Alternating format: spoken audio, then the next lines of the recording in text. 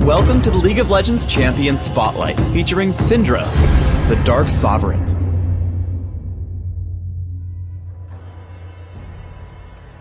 Syndra is a ranged mage who focuses on creating and manipulating dark spheres to damage and disrupt her foes. When played to perfection, Syndra can take out her enemies without even taking damage back. Syndra's passive is Transcendent. All of Syndra's basic abilities gain a unique bonus at rank 5. Dark Sphere damages enemies in a small area and creates a dark sphere that remains for a few seconds. At rank 5, Transcendent causes Dark Sphere to deal bonus damage to champions. As Syndra's primary damage tool, I recommend maxing Dark Sphere as soon as possible. Force of Will picks up one of Syndra's Dark Spheres, an enemy minion, or a neutral monster. For the next few seconds, Syndra can reactivate Force of Will to toss her victim, damaging and slowing all enemies where it lands. At rank 5, Transcendent increases Force of Will's slow duration. For increased damage and slowing, Force of Will is a must-have by early levels and is worth maxing second. Scatter the Weak damages and knocks back all enemies in a cone. Syndra's Dark Spheres are also knocked back, damaging and stunning enemies they hit. At rank 5, Transcendent increases the width of the cone, allowing Scatter the Weak to hit more targets. For its great utility, take a point in Scatter the Weak early. However, I recommend leaving it at 1 point and maxing it last. Unleashed Power is Syndra's ultimate. Unleashed Power collects up all nearby dark spheres and fires them at target enemy champion, dealing damage with each one.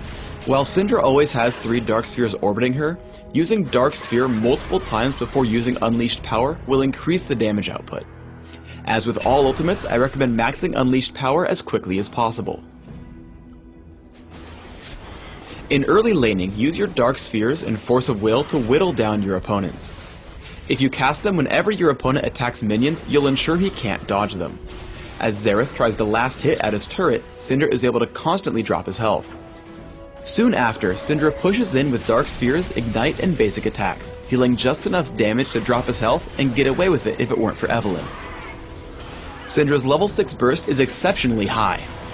While trading blows with Xerath, Evelynn comes in to gank. Syndra first casts a Dark Sphere before using Unleashed Power, hitting with 4 spheres to pick up the kill. Remember that Dark Sphere enables all of Syndra's other abilities. As Syndra comes in to assist on a fight, Dark Sphere enables Force of Will to slow Evelynn, picking up a quick kill. Turning back, the enemy Blitzcrank is chasing Rengar, so Syndra drops a Dark Sphere over the wall for Scatter the Weak, stunning Blitzcrank and allowing Rengar to escape.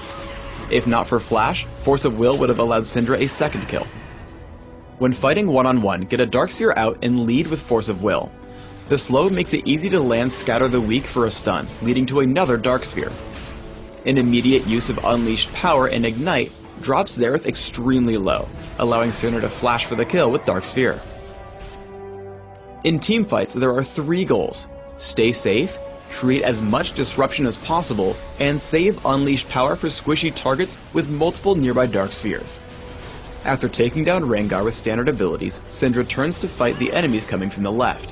Force of Will slows down Blitzcrank before Unleashed Power deals immense damage to Evelynn, picking up another kill. Turning back to Blitzcrank, Dark Sphere into Force of Will sets up an easy stun with Scatter the Weak, making the chase an easy one as the rest of Syndra's team focuses down to pick up the kill. In one final fight, Dark Sphere into Scatter the Weak initiates on Blitzcrank. An immediate Force of Will slows him down, but a premature Unleashed Power should have been saved for later. As Blitzcrank chases down, Force of Will and Dark Sphere keep him away and set up for an easy stun with Scatter the Weak. The stun makes Dark Sphere easy to land to grab the kill. Syndra runs over as 2 more kills are cleaned up before her attention is turned to Jace. Though far away, Dark Sphere into Scatter the Weak locks him up, enabling Syndra's second kill through Force of Will. I recommend building Syndra with a primary emphasis on ability power for damage output, with a few considerations for utility and durability. Try Magic Penetration Marks, Mana Regeneration Seals, Magic Resist per level glyphs, and Ability Power Quintessences. Consider 2109 Masteries, focusing on magic damage and offense, plus mana regeneration and neutral buff duration and utility. I recommend Ignite and Flash for summoner spells, for damage output and maneuverability. For items, try opening with Boots of Speed, Health Potions, and an early Chalice of Harmony. Add Sorcerer's Shoes and rush for Rabadon's Death Cap. Because of Syndra's low cooldowns, Ryleight's Crystal Scepter will add a lot of utility before adding more damage through Void Staff and Athene's Unholy Grail. Finally, adding Zhonya's Hourglass will help you survive when focused in fights while adding even more ability power. Thanks for tuning in to the Syndra Champion Spotlight. Please subscribe to the Riot Games YouTube channel above and leave us your comments just below the video.